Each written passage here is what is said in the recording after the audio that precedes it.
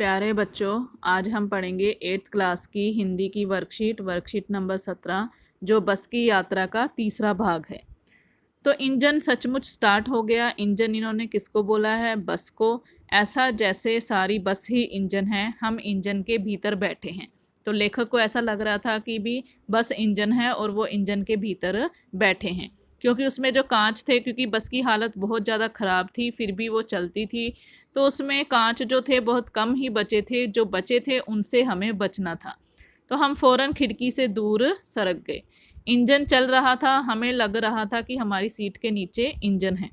बस सचमुच चल पड़ी और हमें लगा कि यह गांधी जी के असहयोग और सविनय अवज्ञा आंदोलनों के वक्त अवश्य जवान रही होगी। उसे ट्रेनिंग मिल चुकी थी, हर हिस्सा दूसरे से असहयोग कर रहा था। पूरी बस सविनय अवज्ञा आंदोलन के दौर से गुजर रही थी। सीट का बॉडी से असहयोग चल रहा था। कभी लगता सीट बॉडी को छोड़कर आगे निकल गई है, कभी लगता कि सीट को छोड़कर बॉडी आगे भागी जा रही है। 8-10 मील चलने पर सारे भेदभाव मिट गए। यह समझ में नहीं आता था कि सीट पर हम बैठे हैं या सीट हम पर बैठी है। तो नए शब्द दिए हैं। सविनय अवज्ञा आंदोलन, ये गांधी जी के द्वारा चलाया गया था 1930 में। ट्रेनिंग, सीख, दौर, जमाना, असहयोग, साथ न देना, भेदभाव, अंतर।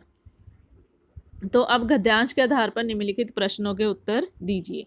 ऐसा जैसे सारी बस ही इंजन है, हम इंजन के भीतर बैठे हैं। तो लेखक को ऐसा क्यों लगा? तो लेखक को ऐसा इसलिए लगा क्योंकि बस जब चली तब वो सारी ही हिल रही थी। सविनय अवज्ञा आंदोलन 1930 में महात्मा गांधी के नेतृत्व में अंग्रेज सरकार से असहयोग कर स्वाधीनता प्राप्त करने के लिए किया गया था। इसमें अंग्रेजी सरकार के साथ सहयोग ना करने की भावना थी। लेखक ने सविनय अवज्ञा का उपयोग बस के संदर्भ में क्यों किया है, समझकर बताइए। आप लोगों ने अपनी एसएसटी की बुक में सविनय अवज्ञा आंदोलन और असहयोग आंदोलन के बारे में पढ़ा होगा। तो उसमें आप लोगों को पता होगा कि भी गांधी जी ने ये आंदोलन चलाए थे। तो गांधी जी ने उसमें अपनी विदेशी चीज़ों का भी बहिष्कार किया था, उनके कानूनों का भी बहिष्कार किया था।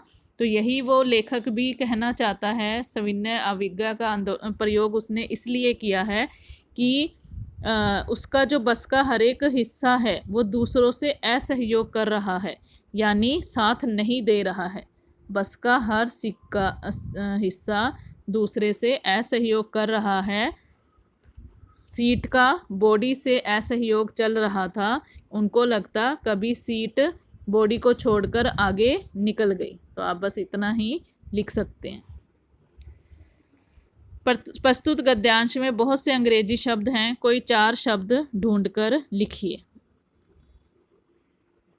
तो इसमें एक तो आया है बॉडी, इंजन, स्टार्ट,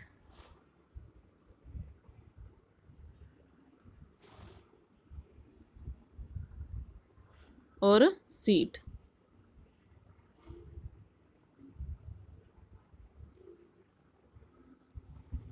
तो असहयोग आंदोलन और सविनय अवज्ञा आंदोलन के बारे में जानकारी एकत्रित करके लिखिए। तो ये आप लोग अपनी इतिहास की पुस्तक व बड़ों की सहायता भी ले सकते हैं।